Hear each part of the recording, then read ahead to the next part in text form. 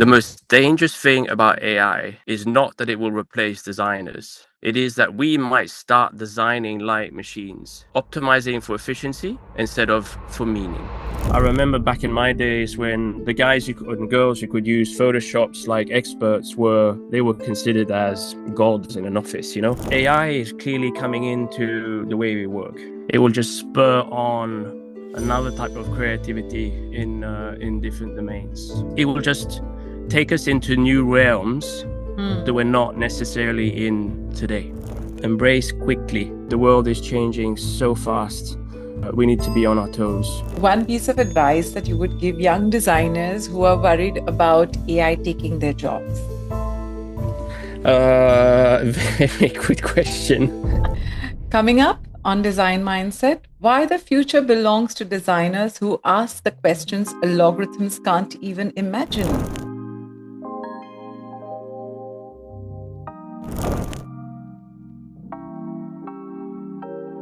Hey everyone, welcome back to Design Mindset. I'm Radhika.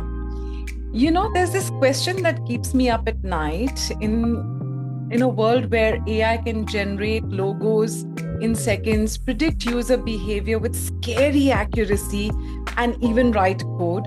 What's left for us humans to do? My guest today has been wrestling with this question in the most practical way possible.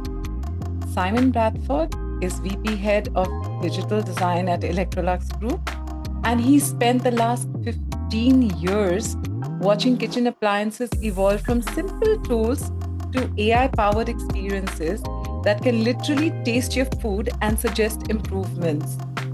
But here's what makes Simon's perspective unique. He's just not implementing AI, he's asking the deeper question. How do we keep human empathy at the center when technology is getting so sophisticated? Simon, welcome to Design Mindset. Thank you very much. I hope you're having a good time. Where are you exactly out of right now? Thank you very much, Radhika. Thanks for having me today. Yes. Hello, everybody. So, Simon, I want to start with something really personal. All right. So, when you wake up in the morning and you're thinking about your role leading digital designer at Electrolux, what drives you? What's the human problem that you're trying to solve? That's a very good question. What gets me out in the morning? I remember distinctively a couple of years ago, this company celebrated its 100th anniversary. And our CEO at the time stood up in front of the audience and said, what took us so far for the last 100 years is not going to be the same thing, which is going to take us through the next 100 years. And that kind of really reflected on that phrase. My past, so I've worked in previous lives, I've seen firsthand how digitalization has transformed businesses, and the power of digital experiences, which are engaging, low effort, intuitive, can be a huge competitive advantage, even if the product itself, the physical product itself, is not optimal. We've seen digitalization transform consumers' behaviors, how they find recipes, for example. It transforms businesses. It's been very disruptive. And this is what really gets me out of bed in the morning. It's supporting and helping my company, the Electrolux Group, on that journey to transform from 100 years of building fantastic physical products on this, embarking on this digital journey in building great consumer experiences. So that's really what gets me out of bed in the morning. And that's really beautiful, you know. Very nice that you could share that with us, because now I have to ask you this. With Taste Assist and all these smart appliances that you have been designing, what are you doing actually? Are you designing product, or are you designing relationships between humans and technology? Yeah, it's a very, very good question, Radhika. I think the way I describe it is, I think we're designing experience flows between users and products. And I'm going to use the term product as in either physical products or digital products. At Electrolux, we choose not to talk about technology because it's often something that users simply don't understand. So we treat technology, to me, is purely the enabler, which allows that relationship between us and the user, that relationship to happen. So we prefer talking about the value that technology brings to users. And I think the kind of the little phrase I use is I consider ourselves as the builders of emotional relationships or emotional connections. Interesting. I've been thinking about this a lot at, my own workspace at Yanko Design, because we feature a lot of incredible AI powered design every day. We get a lot of submissions. There are a lot of people reaching out to us. But, one thing that I've noticed that the ones that really resonate with our audience have this human quality that's hard to define. So how do you maintain algorithms and data? So how do you connect that?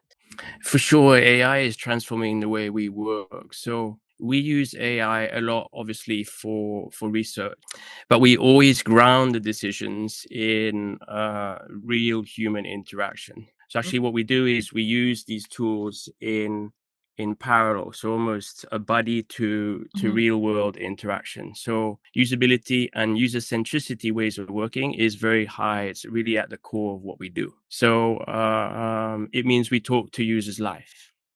In parallel to synthetic testing, for example, we build real prototypes. We test them with real people in usability labs, but also online. We get, obviously, through AI, we get ethnographic research carried out, but we also spend time in visiting people's homes. So I think, kind of to sum it up, is we use both tools in parallel. One to increase speed and efficiency, a second one to ensure quality and that kind of human aspect that we crave for. I think the human quality that you mentioned starts with empathy. I'm very, very emphasis on that word. So I think an algorithm and data can come up statistically with that optimal design solution. But I think a designer will notice if it is applicable in the real world. I think what we're seeing already is AI is obviously giving us a lot of efficiency gains in time and so forth. I would say if we allow it and we're testing it gets us almost 80% to that level. But the last 20% is where the designer needs to interact, coming in, ensuring that assumptions are right, quality is right. And actually, often that 20% is the longest and the most hardest to achieve, because that's where we're down to the quality of the experience that we're providing to our users. And the last thing that I like to say is we live in Sweden. Electrolux is a Scandinavian company. It is the birthplace of great ergonomics, user centricity, and so forth. We're also kind of very lucky to live in the country which indexes as in the top 5 across the world in terms of happiness and quality of life. So I would say it comes quite natural for us to have empathy and user centricity at the heart of everything we do, because it's really part of our culture. That's how I think I would answer that very good question. Thank you. So very interesting, Simon. I love that you mentioned empathy. But here's what I'm curious about. Can you give me a specific example, where human intuition led your team in a direction that data would have never suggested? So do you have some examples? Yes, I've got actually quite a compelling example that I think would be interesting for everybody, which is actually not really a tech example. It is a product that we launched actually 5 or 6 years ago called Comfort Lift. And actually, for the audience who's not familiar to the Comfort Lift concept, Comfort Lift it's a feature on a dishwasher where the bottom basket elevates itself to a great ergonomic level to really allow the consumer to load and offload his or her dishes in an ergonomic, comfortable way. Correct. We were the first one to launch this product, and I actually think this is still unique. So there was no precedent at all. So this is why I think AI would certainly struggle if there's no precedent in the market in coming out with a solution which simply does not exist. And I think this is a great example of designer intuition and empathy looking at consumers in the real world, operating this very mundane task, really, kind of unloading a dishwasher. Correct. And kind of putting two and two together, back pain, Yeah. ideal ergonomics, and this kind of Correct. empathy culture that we have ongoing, Uh-huh. and then kind of connected these two and go, why don't we elevate that bottom rack to Correct. make that operation a lot more delightful? And I'll end on this kind of really funny story.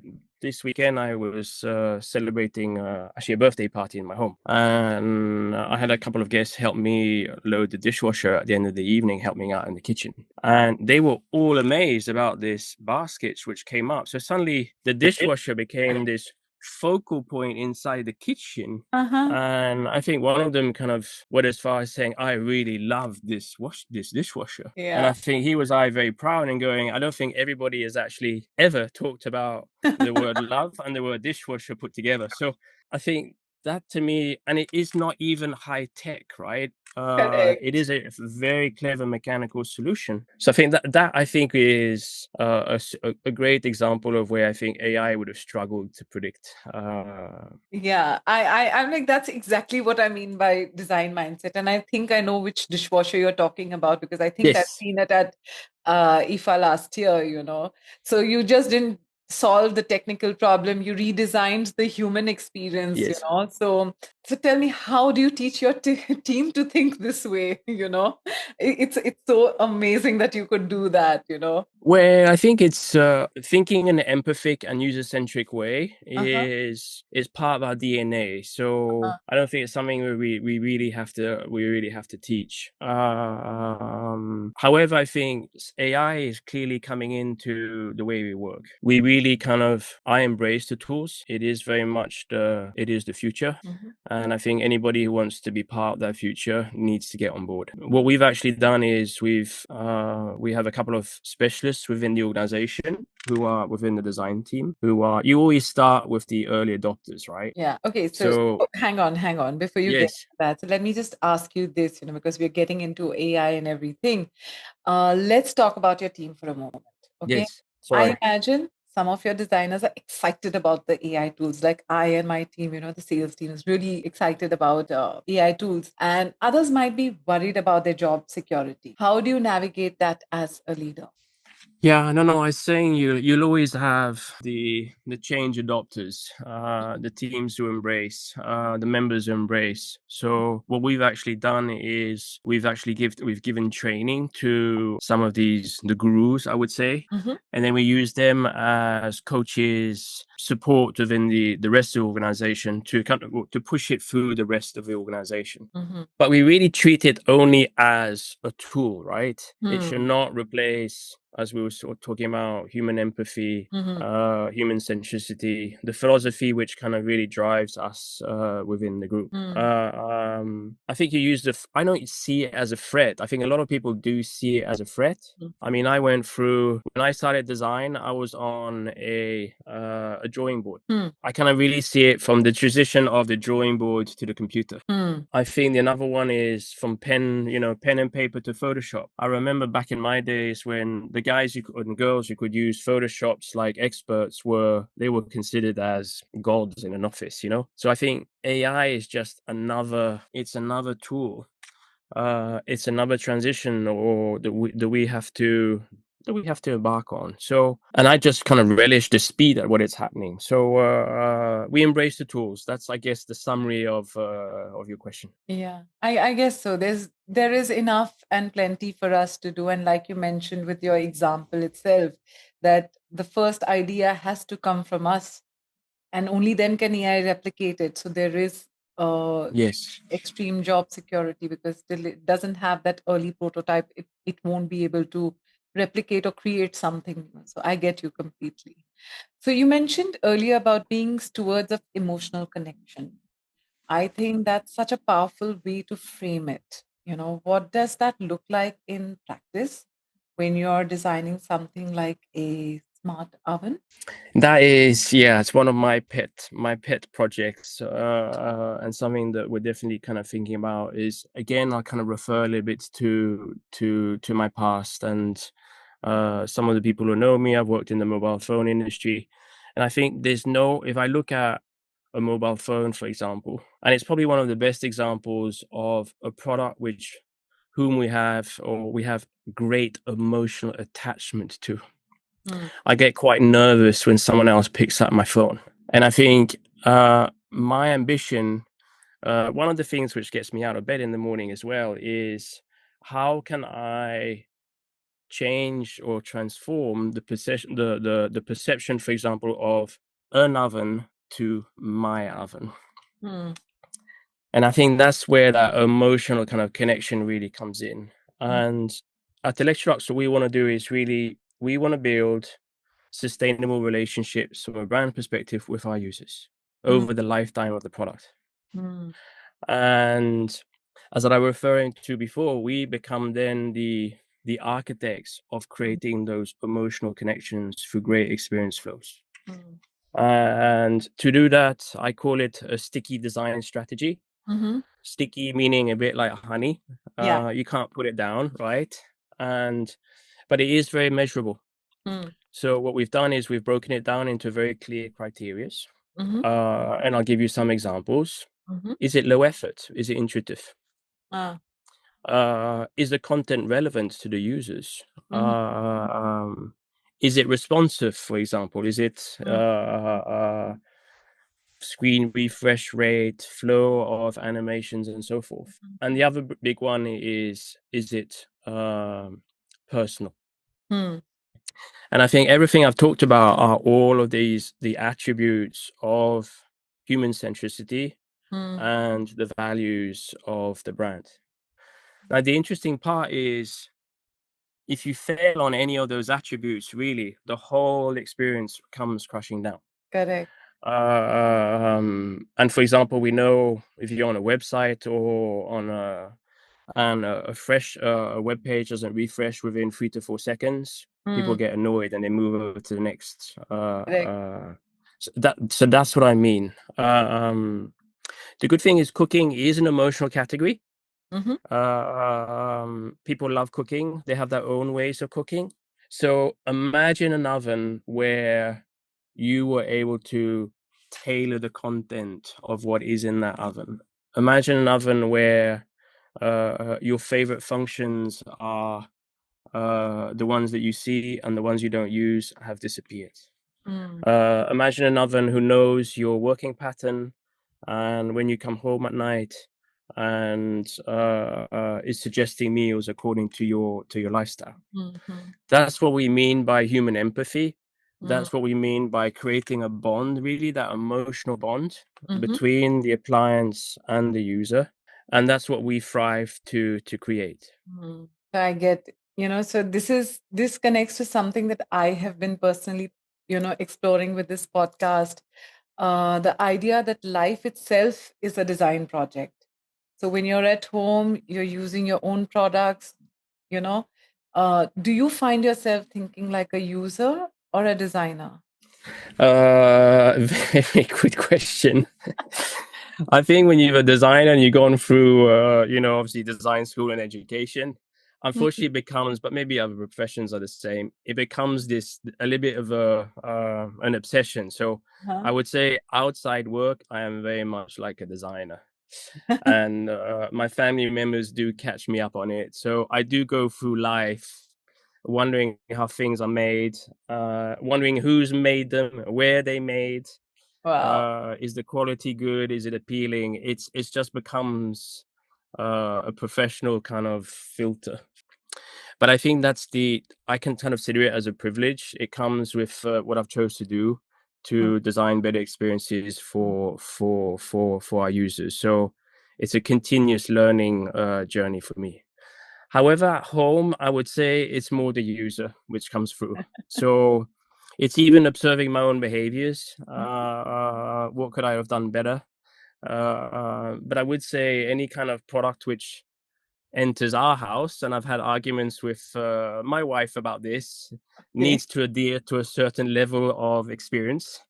And it comes to the TV that we own, all the way down to the knife sharpener that I have in Wow. the kitchen. Literally, it is quite obsessed. But I'm very much open to And I think that's where curiosity, I think, needs to be one of the key strengths of the designer is always remain curious, to learn from whoever's doing it better than you, Uh-huh. and have the maturity also to adopt some better ideas. So outside designer, inside the home like a user. Nice. Nice to know that. Okay, so then according to you, 10 years from now, what do you think will be the most valuable skill for any designer to have? I would say curiosity, be agile, very much human centric. I think the winners are the solutions which will create an emotional bond with users, and adaptability. The world is changing so fast that we need to be on our toes. One of the this what a designer needs to adapt to is this marrying the two processes of using artificial intelligence, but also the human centricity part, the context that our users live in. So marrying these two worlds. AI will for sure accelerate execution. Hmm, It will be a big hand, hmm, but I think we need to be there to interpret the results, to actually test them with real users in a real life context. So I think that's a little bit my prediction of where things are going in the years to come. hmm. Okay, so I hear you, and I want to push you a little bit more on this. So, like one of the narratives that are, floating out there is that AI will handle the technical stuff and humans will focus on creativity and strategy. All right. But my question to you is, and it's hypothetical, I hope it never gets there. But what if AI gets really good at creativity too? Then what's your honest take on it? I think if you look at history, there's been moments in time where invention of the wheel, industrialized age, steam, electricity, and so forth. Mm, I think even if that happens, I think uh, humans it will just push humans into new territories that we're not thinking about today. mm, I think what it will do, it will just spur on another type of creativity in different domains. So I think, and we've seen that in history. It's mm, a pattern. I think humankind will adapt, will always adapt, because at the end of the day, I think this is, as I said a little bit prior, is we will always need designers to kind of really uh, judge results based on cultural nuances, mm, um, navigate different beliefs and so forth. And so I'm not fearful. mhm, I think we will adapt. We will adapt, and I think it will just take us into new realms mm. that we're not necessarily in today. Cool. Intense. So you, Yes, it is an intense topic yeah, and it, highly debatable. yeah. But I'm just kind of basing myself on history and how No, I big get you. changes have just spurred us on.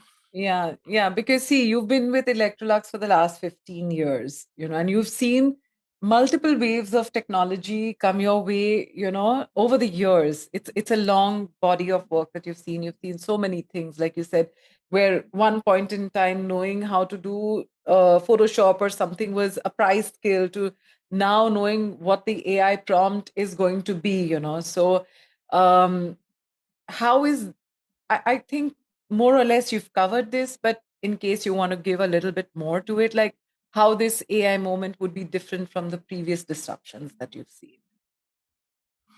Yeah, good question. I think, yes, the last 15 years have been a lot of fun. I've seen CAD, as mentioned, the drawing board, the CAD, Mm, fast prototyping, now connectivity.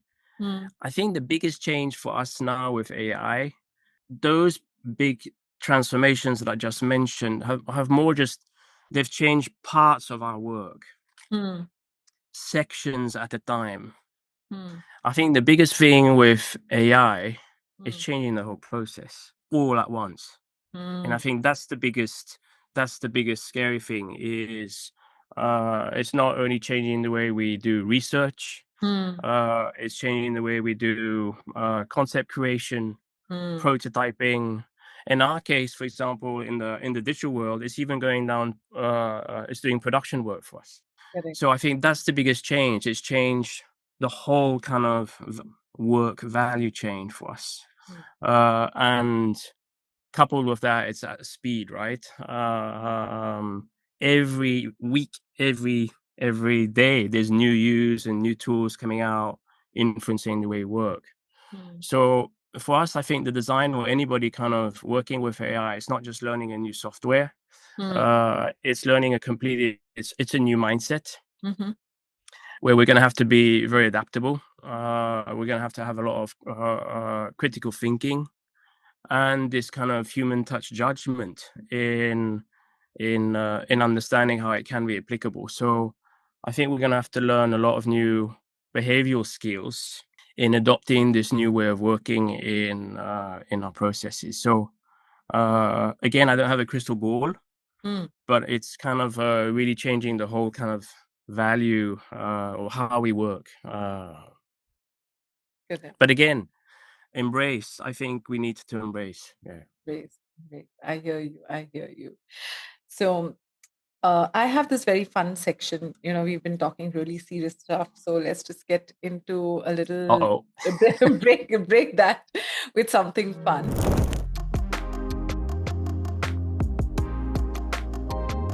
Since this is design mindset as an operating from using the principles of design into your everyday life, that's the goal and purpose of this podcast. I have designed something called the Design Mindset Challenge. All right. Are you ready for a I'm challenge? listening. I'm standing up. Okay, so I'm going to give you a scenario that's that perfectly captures the tension between human intuition and AI capabilities. Okay, listen carefully.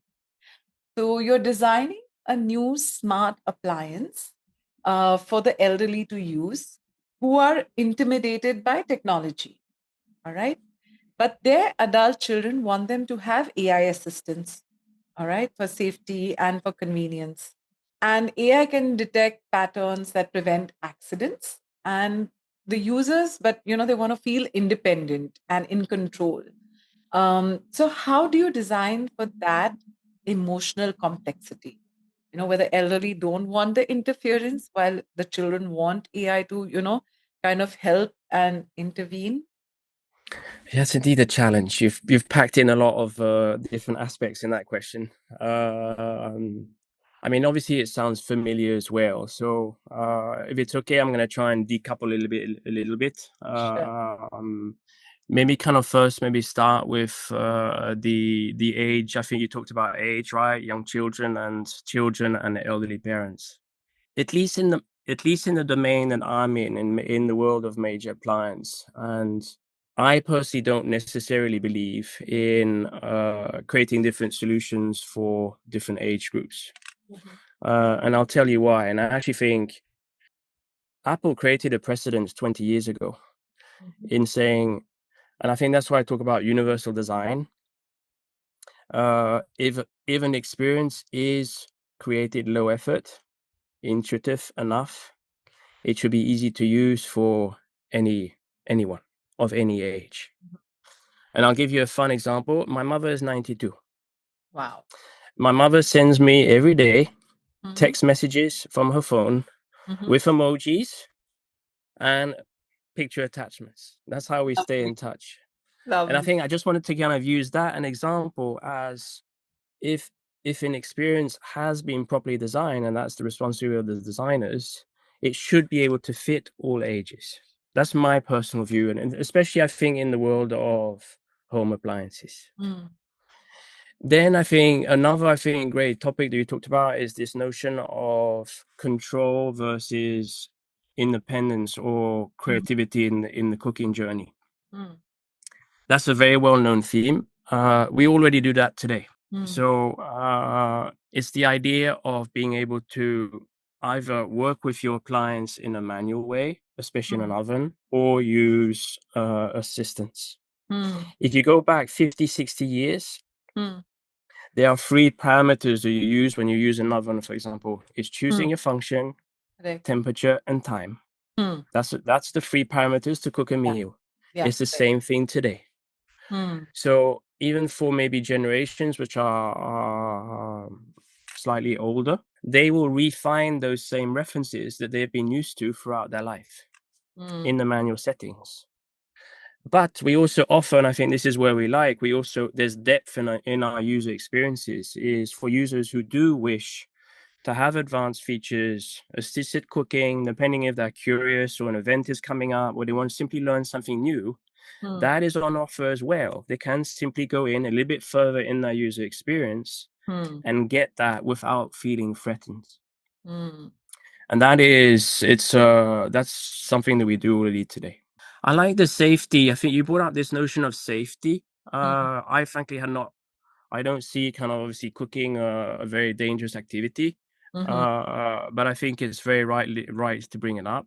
We do things already like maybe you've experienced it yourself. Hmm. After the cooking process is complete, we show residual heat. So it is very clear that the cavity is still very warm and you need to be careful whenever you're taking something in and out. Hmm. On our hobs, for example, they will automatically switch off after a few hours if there is no use. They just switch off automatically. So we do have built-in safety features Hmm. to avoid any kind of accidents. Hmm.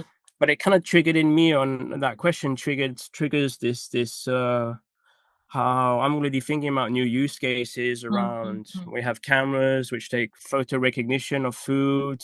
Correct. What if it gets overcooked or, and it's ready to burn? Can it alert users to that fact? So definitely interesting scenarios that I will think about in the future. Super. So when you're thinking about it, what do you think? Just maybe one or two. What would be the kind of questions that you would ask that probably an AI system would never think of asking? Well, I think your scenario described the kids wanting to buy their parents or for their parents to adopt, a smart oven to assist them on that journey. I would say, starting with the user, let's get the perspective of the parents. Mm. What are they seeking in their life? What do they feel comfortable with?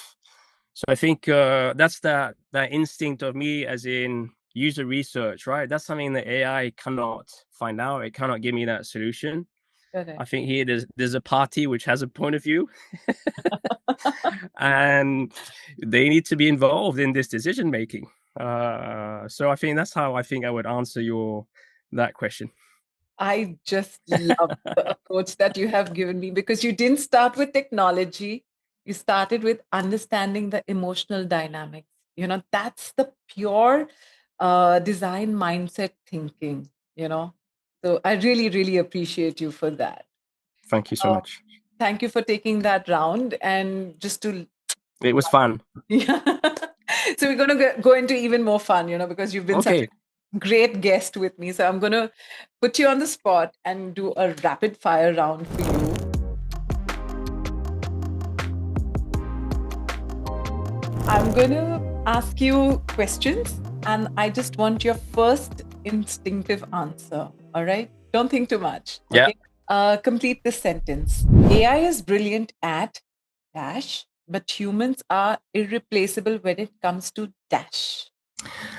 I think right now, I think AI is irreplaceable at speed, efficiency, and coming up obviously with lots of alternatives. Very clear. I think humans are irreplaceable for that human touch part that I was talking about, empathy, and knowing the context Mm. off the top of my head. Okay. And one piece of advice that you would give young designers who are worried about AI taking their jobs. I would say don't be worried. I would say, as said I think earlier on, really embrace quickly because it's going really fast. I think simply harness those tools to your benefit. Mm. If it's okay to add, I'm just worried that the schools and the universities offer those kind of means. But I think to the students, I would say embrace. Okay. Yes. That's a real trigger. Okay. Human behavior or emotion? what do you think will be too complex for AI to kind of understand? I would say love.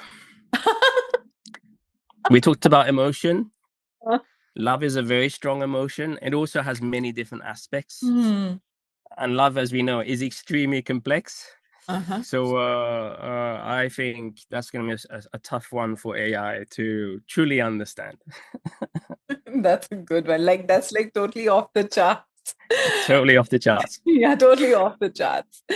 So tell me your personal test for whether a smart product is truly human-centric. What is it? I would say if it's triggered an emotional connection in me. Okay. Obviously a positive one, but I tend to try and surround myself with objects that I love, which I have an emotional connection with. Yes. Of all sorts. As I said, that knife sharpener I was telling about earlier on, Mm-hmm. there needs to be an emotional connection. Mm. Okay, and your last one. In one word, what's the future of human-centric design? I think it's bright.